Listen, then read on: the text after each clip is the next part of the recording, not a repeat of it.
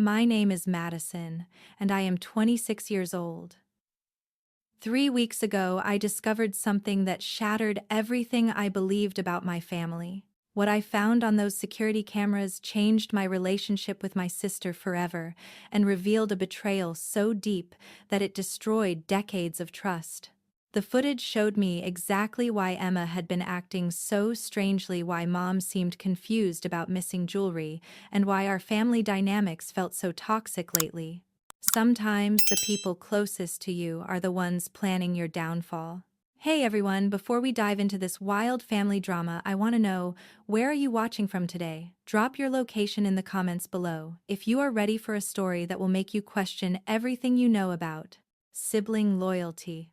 Smash that like button and hit subscribe, because this tale of family betrayal and sweet revenge is going to blow your mind. Trust me, you will want to stick around until the very end for the most satisfying justice served moment ever. It all started about 2 months ago when I moved back home to help take care of Mom after her knee surgery. She lives in this beautiful Victorian house that our grandfather built, complete with the security camera system I had installed last year after some break-ins in the neighborhood. Mom never really used the cameras much, but I felt better knowing she was protected. Emma, my 24-year-old sister, had been living at home for the past year after losing her job at the marketing firm. She claimed she was looking for work, but honestly, it seemed like she was enjoying the free rent and home-cooked meals a little too much. Mom never complained, though. She always had a soft spot for Emma, who was the baby of the family and could do no wrong in her eyes. The first thing I noticed was how jumpy Emma became whenever I entered a room. She would quickly close her laptop or shove her phone into her pocket, with this guilty expression that reminded me of when we were kids and she had stolen cookies from the jar. But we were adults now, and this behavior seemed much more serious than childhood mischief. Mom started mentioning little things going missing around the house. First, it was her pearl earrings that Grandma had given her for her wedding day. Then her silver bracelet disappeared from her jewelry box. Mom kept saying she must have misplaced them, that her memory was not what it used to be since the surgery medications made her foggy. She seemed genuinely confused and a little worried about her mental state. Emma was always quick to comfort Mom during these moments, rubbing her shoulders and suggesting that the items would turn up eventually. She even offered to help organize Mom's bedroom to make everything easier to find. At the time, I thought it was sweet how attentive Emma was being. Now I realize it was all part of her calculated manipulation. The strange behavior escalated when Emma started receiving packages almost daily. Amazon deliveries, designer shopping bags, expensive makeup orders, way more than someone unemployed should be able to afford. When I asked her about it, she claimed she was using her savings and had gotten some freelance work. She was vague about the details, always changing the subject or leaving the room when I pressed for more information. One afternoon, I caught her on a phone call in the backyard, speaking in hushed tones about money and payments. She was pacing back and forth near the rose garden, completely absorbed in whatever conversation she was having. The moment she saw me through the kitchen window, she ended the call abruptly and came back inside with that same guilty expression plastered across her face. Mom's confusion about missing items continued to worsen. Her prescription medication started running out faster than it should have. Important documents from her filing cabinet seemed to be misplaced. Even small amounts of cash she kept in her purse for emergencies would mysteriously vanish. Each time something went missing, Mom would question her own memory and become more anxious about her mental capabilities. Emma was always right there to provide emotional support, suggesting that Mom was under too much stress and needed to rest more. She encouraged Mom to let her handle more household responsibilities, including managing the mail and organizing important papers. Emma positioned herself as the helpful, caring daughter while making Mom feel increasingly dependent and confused. The breaking point came when Mom's wedding ring went missing. This was not just any piece of jewelry. It was a family heirloom, passed down through 3 generations. Mom was absolutely devastated, crying as she searched through every drawer and cabinet in the house. She was convinced she was losing her mind, that the surgery had somehow damaged her brain permanently. Emma's reaction to the missing ring was what finally made me suspicious. While Mom was falling apart emotionally, Emma seemed oddly calm and collected. She suggested that maybe Mom had put it somewhere safe and forgotten, or that it might have fallen down a drain while Mom was washing dishes. Her explanations sounded reasonable on the surface, but something about her demeanor felt off. That night, I could not sleep thinking about everything that had been happening. The timing was too coincidental. Emma's sudden influx of expensive purchases, Mom's increasing confusion, and the pattern of missing valuable items. I started to wonder if there was a connection I had been missing. I decided to check the security cameras the next morning.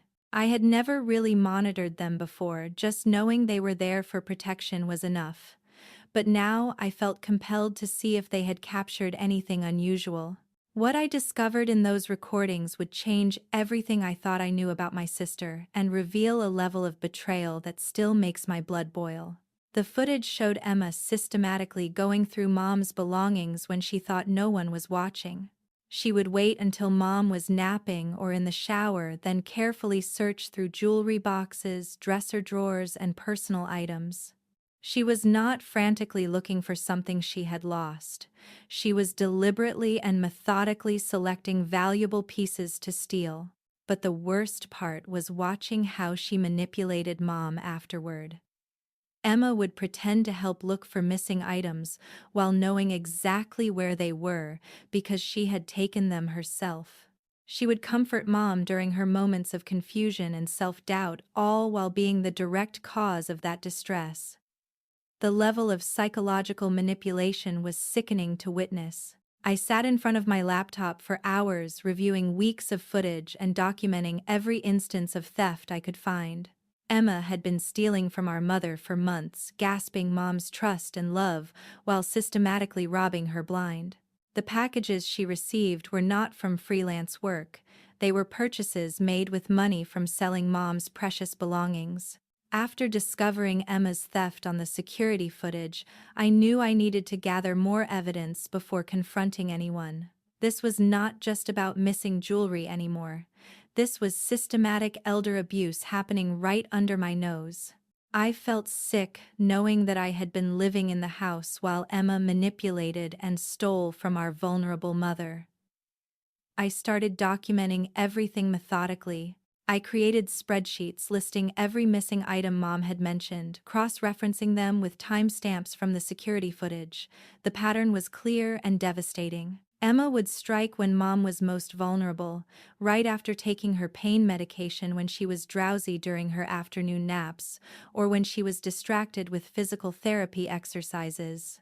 The footage revealed that Emma had developed quite a sophisticated system. She would photograph items with her phone before taking them, likely to research their value online.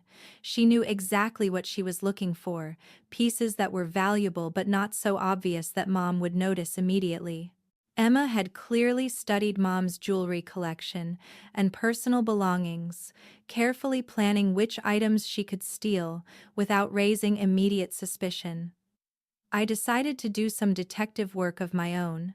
While Emma was out running errands, I carefully searched her bedroom. What I found made my stomach turn. Hidden in a shoebox under her bed were photographs of various pieces of Mom's jewelry, along with printed emails from online buyers and auction houses. Emma had been selling our mother's precious belongings to fund her shopping addiction and lifestyle. Among the papers, I found communication with a local pawn shop owner named Rick, who apparently bought items from Emma regularly without asking questions about their origin. There were also messages with private collectors who were interested in vintage pieces. Emma had created an entire network for selling stolen goods, and our mother's lifetime collection of meaningful jewelry was being dispersed to strangers for quick cash. But the most damning evidence was a notebook where Emma had been keeping track of her sales and profits. She had detailed records of what she took, when she took it, how much she sold it for, and notes about Mom's reactions to discovering missing items. Reading her casual observations about Mom's distress was absolutely heartbreaking. Emma had written things like, "Mom cried about the pearl earrings today. She thinks she is losing her memory. LOL, and wedding ring got $700. Mom is convinced she put it somewhere and forgot." The cruelty was breathtaking. Emma was not just stealing valuable items, she was deliberately undermining Mom's confidence in her own mental abilities.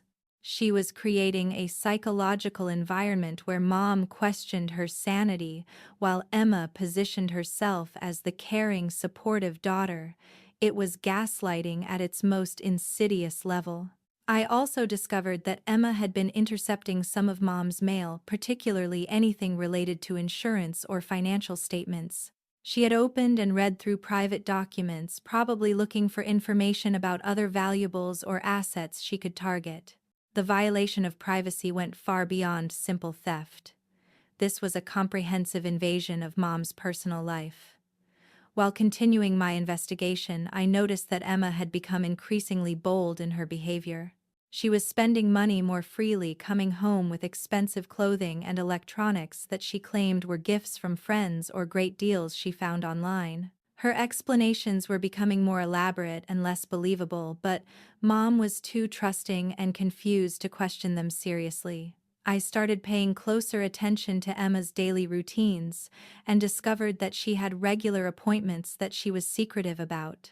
She would leave the house for several hours at a time, claiming she was job hunting or running errands for Mom, but her behavior when she returned suggested she was conducting business rather than looking for employment. One day, I decided to follow her discreetly. Emma drove to a sketchy part of town and met with the pawn shop owner I had seen in her correspondence. Through the window, I watched her hand over a small jewelry box and receive an envelope of cash in return. The casual nature of their interaction made it clear this was a regular arrangement they had established over time. Later that afternoon, Emma went to an upscale boutique and spent what appeared to be several $100s on clothing and accessories. She was using Mom's stolen jewelry money to fund a shopping spree, treating herself to luxury items, while our mother worried about her deteriorating memory and missing family heirlooms. That evening, Mom mentioned that her sapphire brooch, a piece that had belonged to her grandmother, seemed to be missing from her jewelry box. She was becoming increasingly distressed about her apparent memory problems, wondering if she should see a doctor about potential cognitive decline. Emma immediately jumped in with reassurances, suggesting that Mom was just overwhelmed and needed to reduce stress in her life. Watching Emma comfort Mom, while knowing she was the direct cause of her distress, made me feel physically ill. This was not just theft, it was psychological torture, disguised as loving care. Emma was systematically destroying Mom's peace of mind and sense of security in her own home while pretending to be her devoted caregiver. I realized I needed to move quickly before Emma escalated her behavior or caused permanent psychological damage to Mom. But I also knew I needed a plan that would ensure justice was served properly. Simply confronting Emma might result in her disappearing with whatever money she had already made, leaving Mom without any chance of recovering her stolen belongings or getting closure. I started researching legal options and discovered that what Emma was doing constituted elder abuse under state law, which carried serious criminal penalties. This was not just a family matter that could be resolved with a difficult conversation. This was a crime that needed to be reported to proper authorities. But first, I wanted to gather enough evidence to ensure that Emma could not talk her way out of consequences or manipulate the situation to her advantage. I knew my sister well enough to know that she would try to minimize her actions or blame external circumstances for her choices. I needed documentation that would make her guilt absolutely undeniable. With solid evidence of Emma's systematic theft and manipulation, I knew I needed to approach this situation strategically. This was not just about family drama anymore. This was about protecting Mom from ongoing elder abuse and ensuring that Emma faced real consequences for her actions. I could not afford to make mistakes that would allow her to escape justice or continue harming our mother. My first step was reaching out to Mom's doctor. Martinez, who had been treating her since the knee surgery. I scheduled a private consultation to discuss my concerns about Mom's mental state and the suspicious circumstances surrounding her memory issues. Doctor, Martinez was immediately alarmed when I described the pattern of missing items and Mom's increasing anxiety about her cognitive abilities. Doctor, Martinez explained that the medications Mom was taking for pain management could cause some temporary confusion, but they would not result in the specific type of memory problems Mom was experiencing.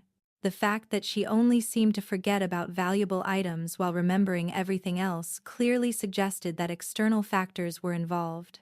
He agreed to document our conversation and provide a professional assessment that could be used as evidence if legal action became necessary. Next, I contacted our family attorney, Patricia Williams, who had handled Grandpa's estate years earlier.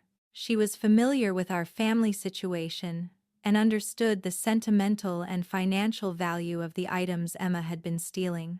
Patricia explained that elder abuse cases involving family members were unfortunately common, and she outlined the legal process for pursuing both criminal charges and civil recovery of stolen property.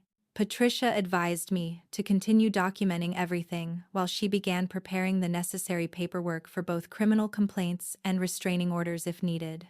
She also suggested involving adult protective services to ensure Mom's safety and well-being during the investigation process. The legal framework was much more robust than I had expected, which gave me confidence that Emma would face serious consequences for her actions. I also reached out to Mom's closest friend, Mrs. Chen, who lived next door and often visited during the day while I was at work. Mrs. Chen had noticed Emma's strange behavior but had not understood the significance until I explained what was happening. She agreed to serve as an additional witness and revealed that she had seen Emma loading boxes into her car on several occasions when she thought no one was watching. Mrs. Chen's observations provided crucial external validation for my concerns. She had independently noticed inconsistencies in Emma's behavior and stories, particularly regarding her supposed job search activities. Mrs. Chen also mentioned that Emma had asked her several suspicious questions about Mom's daily routines and when she would be alone in the house, which now made perfect sense in the context of planning theft opportunities.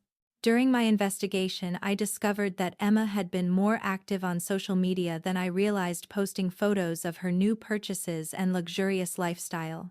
She had been careful not to tag our family members in these posts, but the timeline of her acquisitions matched perfectly with the timeline of Mom's missing items. I screenshot everything before she could delete the evidence, creating a visual record of how she had been spending the money from selling Mom's belongings. I also found that Emma had been lying about her job search activities. A quick check with her former colleagues and the unemployment office revealed that she had not been actively looking for work at all.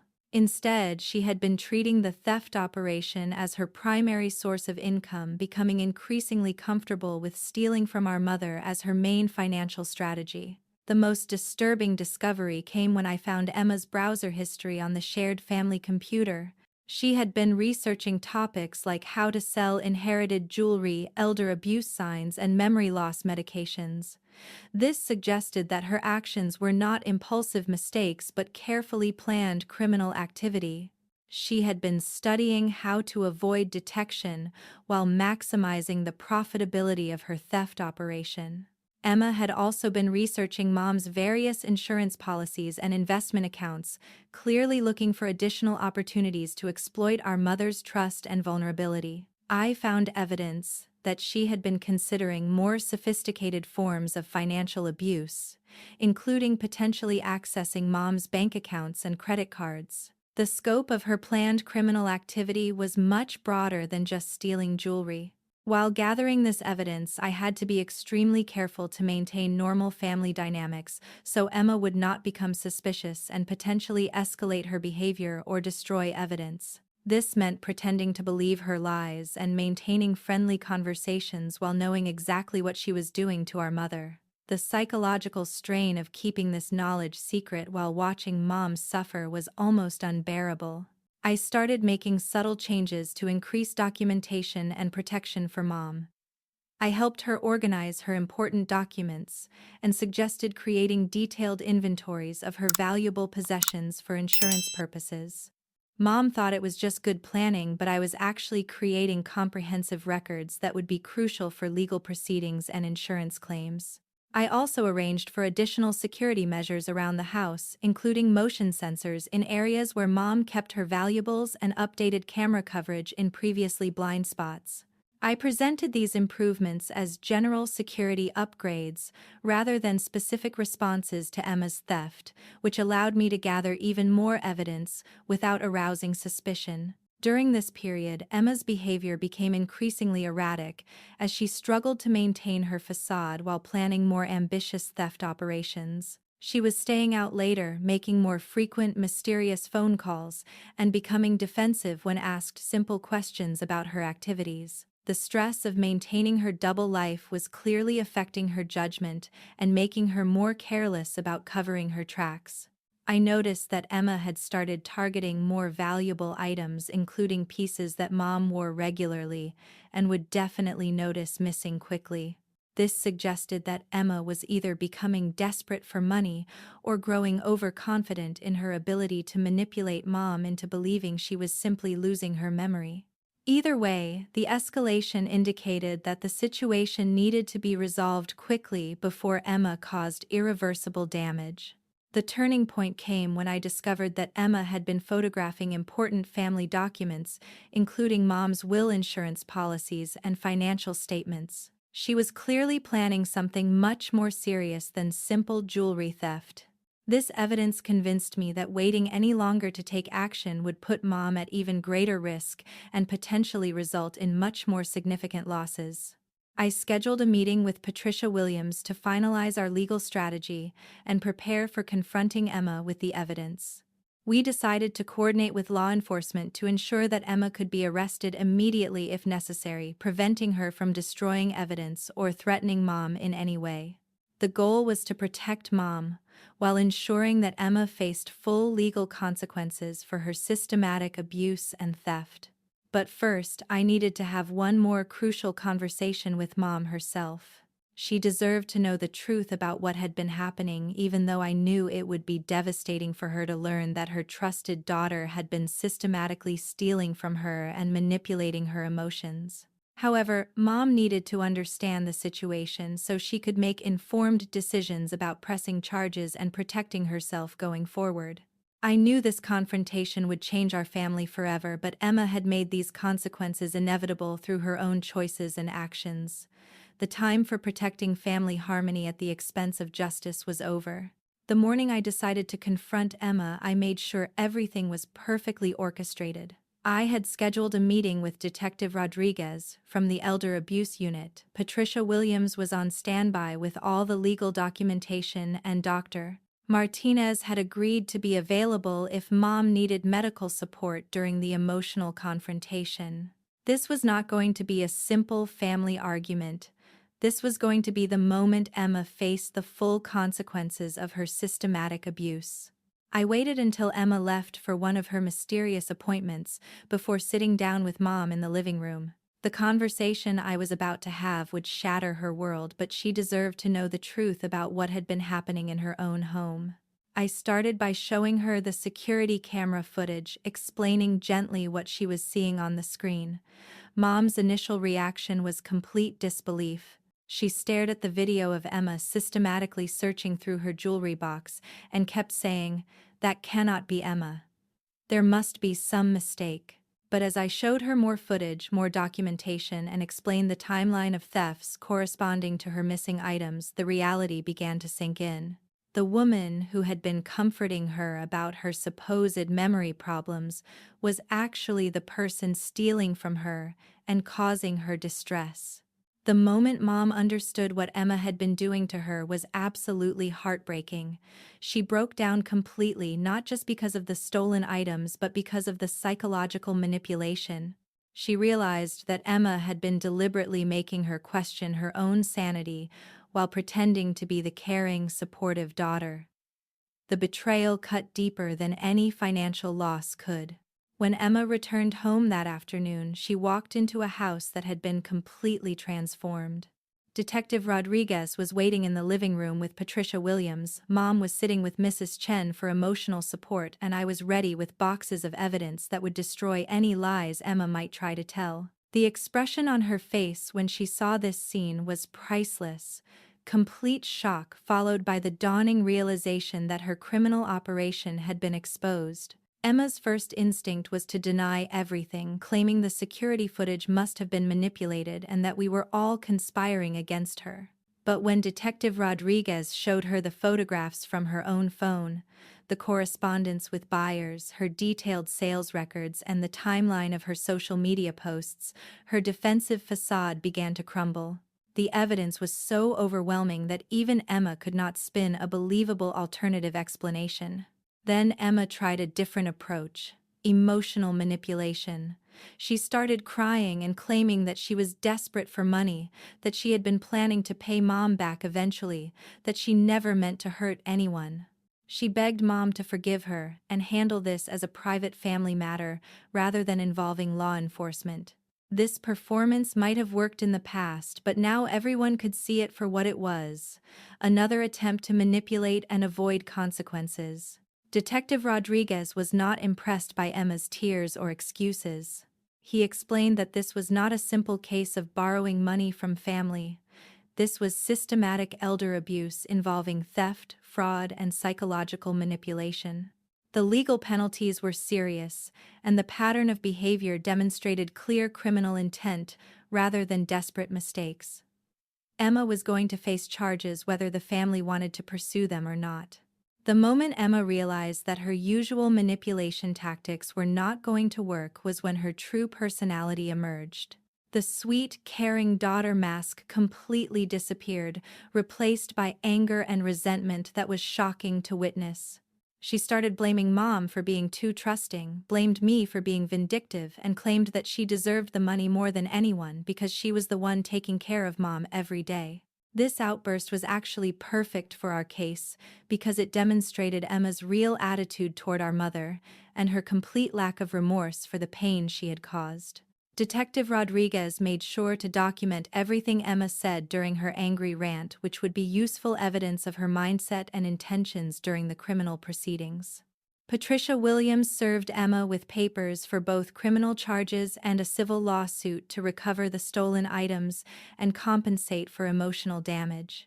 She also presented a restraining order that would prevent Emma from contacting Mom or returning to the house while the legal process moved forward. Emma's world was collapsing in real time, and she was finally experiencing consequences for months of calculated abuse.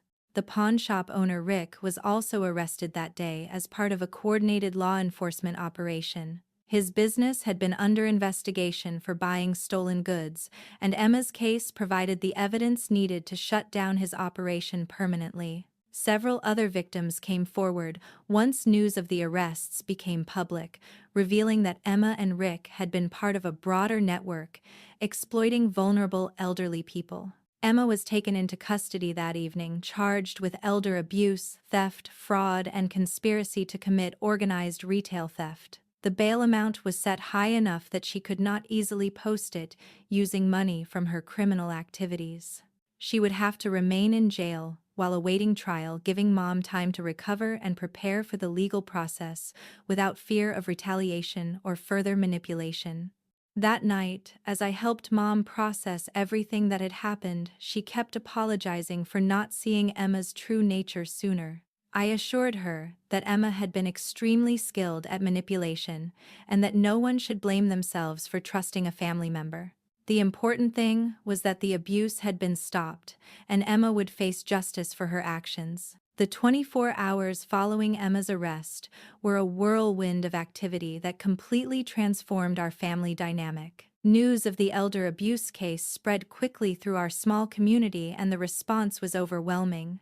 Neighbors who had noticed Emma's suspicious behavior but had not known how to interpret it came forward with additional information that strengthened the criminal case against her.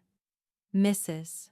Patterson from down the street revealed that Emma had approached her several months earlier, asking detailed questions about her jewelry collection and daily routines. Missus Patterson had found the conversation odd at the time but had not realized that Emma was essentially casing her home for potential theft opportunities. This suggested that Emma had been planning to expand her criminal operation beyond just targeting our mother. The investigation also uncovered that Emma had been using fake identification to sell stolen items to avoid creating a paper trail that could be traced back to her. She had developed multiple personas and selling strategies, demonstrating a level of criminal sophistication that went far beyond impulsive family theft. This was organized crime that could have affected numerous elderly victims if it had not been stopped. Mom struggled tremendously with processing the emotional betrayal. The physical theft was devastating enough, but realizing that Emma had been systematically undermining her mental confidence was almost unbearable. She started questioning every interaction they had shared over the past months, wondering which moments of apparent caring had actually been calculated manipulation designed to facilitate more theft opportunities. Dr. Martinez prescribed medication to help Mom cope with the anxiety and depression that followed Emma's arrest. He explained that victims of psychological manipulation often experience symptoms similar to post-traumatic stress disorder, particularly when the perpetrator is a trusted family member. Mom's feelings of confusion, betrayal, and self-doubt were completely normal responses to what she had endured. The legal process moved quickly once Emma was in custody. Patricia Williams worked with prosecutors to ensure that all charges were filed appropriately and that restitution would be pursued aggressively. The goal was not just punishment but also recovery of as much stolen property as possible and compensation for the emotional trauma Mom had experienced. Emma's court-appointed attorney tried to negotiate a plea deal that would involve minimal jail time in exchange for cooperation with authorities. But the evidence against Emma was so overwhelming and the pattern of abuse so clear that prosecutors were not interested in reducing charges significantly. Emma was facing serious prison time, regardless of whether she cooperated or not. During this period, we discovered the full scope of Emma's criminal network. She had been connected with other criminals who specialized in targeting elderly victims through various scams and manipulation tactics. Law enforcement used Emma's arrest to investigate a much larger operation that had been victimizing seniors throughout the region for years. The pawn shop owner, Rick, provided information about Emma's selling activities in exchange for a reduced sentence. His records revealed that Emma had sold nearly $15,000 worth of Mom's belongings over the past 8 months. The systematic nature of the theft was even more extensive than we had initially realized, involving dozens of individual items that Mom had not even noticed missing yet. Recovery efforts began immediately as investigators worked to track down as many stolen items as possible. Some pieces had already been resold to private collectors, but others were still in the possession of various dealers who had purchased them from Rick's shop. Patricia Williams filed civil suits against everyone in the chain of possession to maximize the chances of recovering Mom's family heirlooms. The community response was incredibly supportive but also highlighted how common elder abuse really is. Several other families came forward with similar stories about trusted family members who had exploited elderly relatives. Mom's case became part of a broader conversation about protecting vulnerable seniors from financial and emotional abuse by people they should be able to trust completely.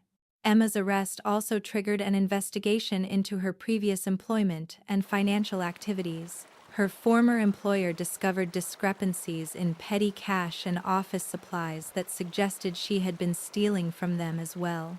The pattern of theft and manipulation had apparently been ongoing for much longer than anyone realized, affecting multiple victims over several years. Social media posts that Emma had made about her luxurious lifestyle were used as evidence in the criminal case. The timeline of her expensive purchases matched perfectly with the timeline of Mom's missing items, creating a clear visual record of how stolen money had been spent. Emma's own social media activity became crucial evidence of her guilt and lack of remorse.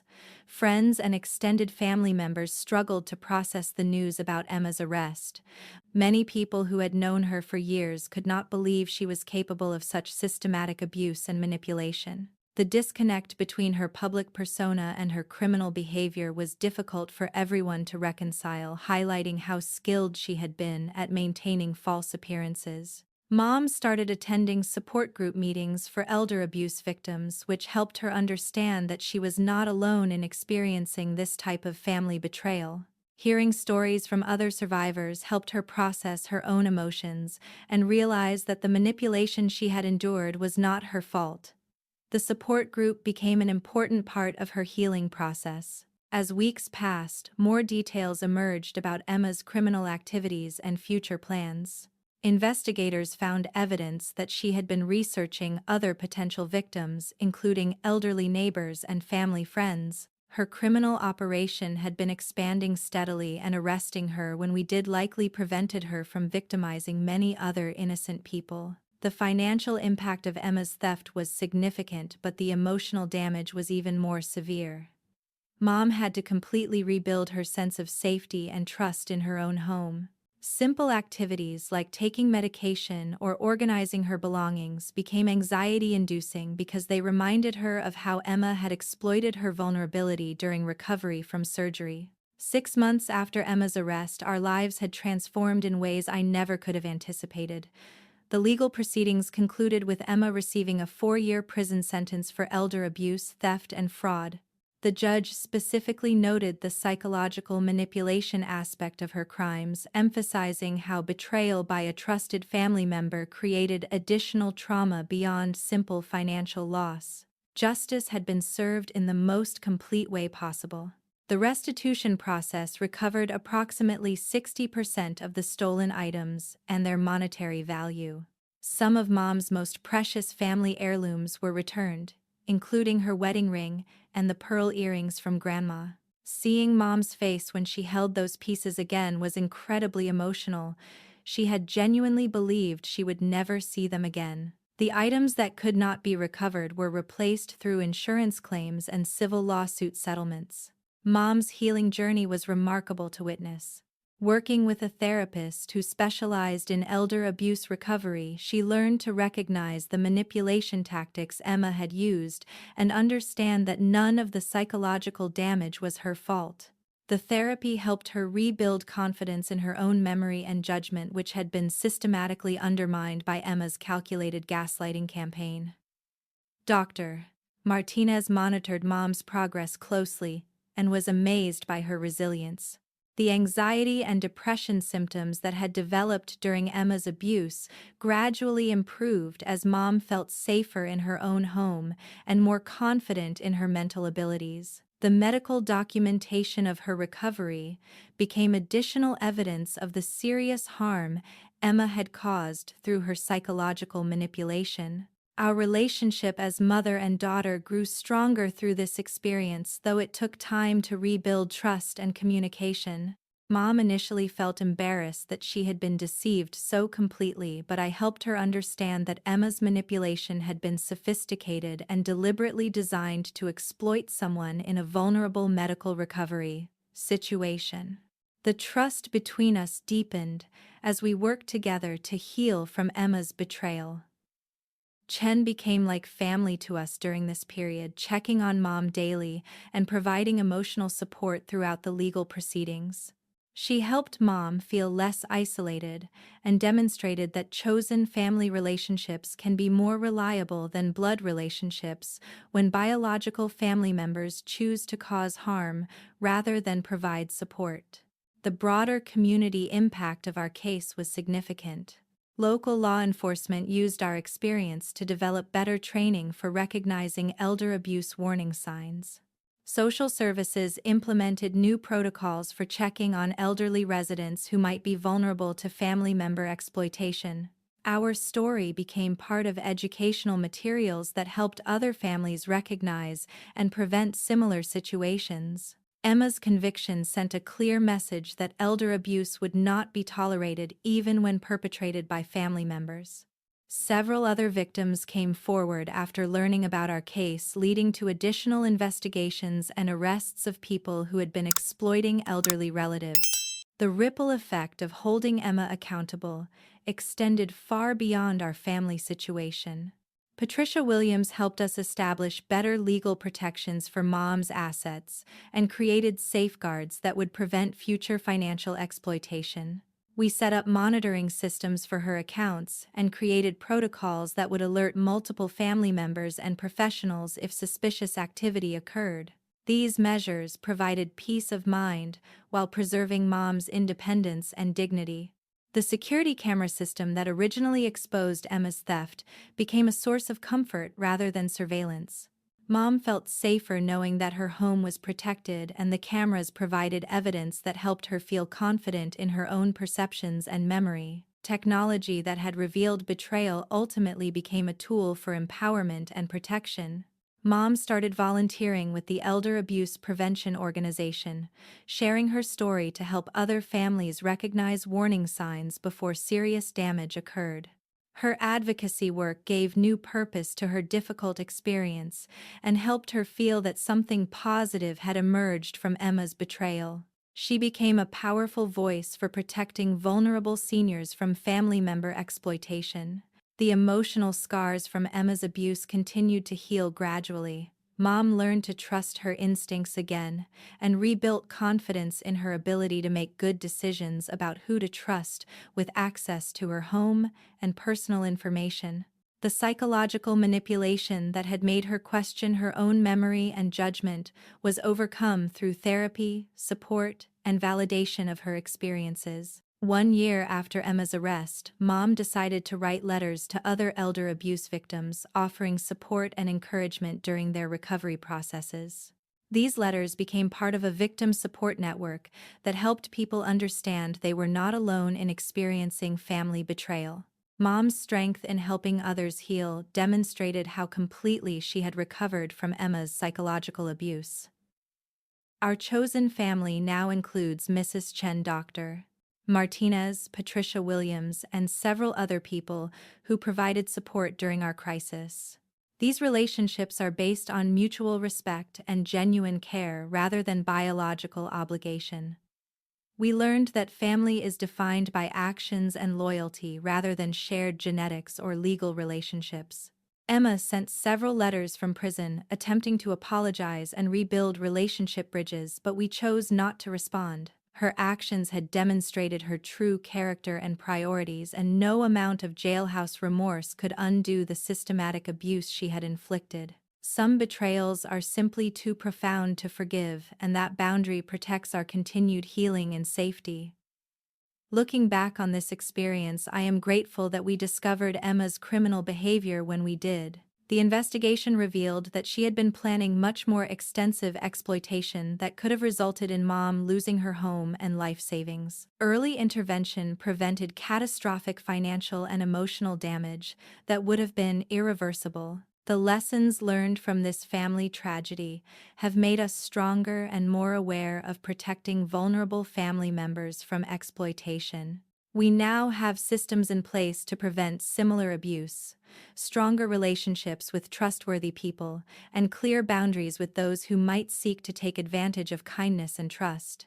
Justice was served not just through Emma's criminal conviction but through our family's recovery and growth beyond the trauma she inflicted. We rebuilt our lives around authentic relationships and genuine care rather than manipulation and exploitation. Sometimes the most satisfying revenge is simply living well and protecting others from experiencing similar betrayal. So here is my question for all of you watching. Have you ever experienced family betrayal that completely changed how you view blood relationships versus chosen family? How did you rebuild trust after someone close to you violated it so completely? Drop your thoughts in the comments below, because I know many of you have similar stories about discovering that family members were not who you thought they were. If this story resonated with you or helped you recognize warning signs in your own family situations, please hit that like button and share this video with anyone who might benefit from hearing about elder abuse prevention. Subscribe to my channel for more stories about overcoming family drama and finding justice when people you trusted betray that trust completely. Thank you so much for listening to my family's journey from betrayal to healing. I hope our experience helps you protect the people you love and reminds you that sometimes the strongest families are the ones we choose rather than the ones we inherit. Remember that loyalty should be earned through actions not assumed because of blood relations. Take care of yourselves and the vulnerable people in your lives.